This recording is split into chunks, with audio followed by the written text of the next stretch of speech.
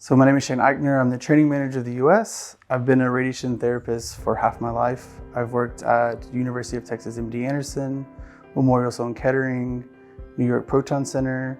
I spent majority of my career on the proton therapy side. I also have a background in MR.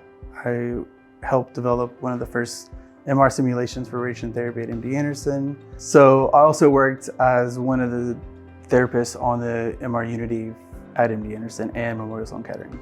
So it was back in 2018. I was transitioning from the MD Anderson's Proton Therapy Center and I was going to New York Proton. There at MD Anderson, I saw how the utilization of the fixed beam was at one point very high, and then it was actually being taken away because of the lack of things that we could do with it in a horizontal position. So I went to one of the physicians and I said, what do you think about treating a patient in a seated position on a fixed beam? I think it will expand the utilization of the room. I think it would benefit the patients, especially lung patients, head neck patients.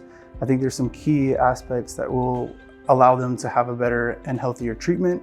And when I did, he gave me a response back saying that this project's already been working on and in another country. And now you look at it, it's 2022 and I'm here at Leo, and it's a unique experience to have something that you thought about in 2018 and then now actually working on it as the end user and bringing it to light is extremely fun and very rewarding. So I believe it's going to be a lot more efficient for the therapist to position the patient. The patient's going to come in and they're going to be able to position themselves in a seated or an upright position if needed. It reduces the stress and strain on the therapist from having to help them, assist them down, so it's going to be less physically taxing on them. And also it's a good benefit for the patients.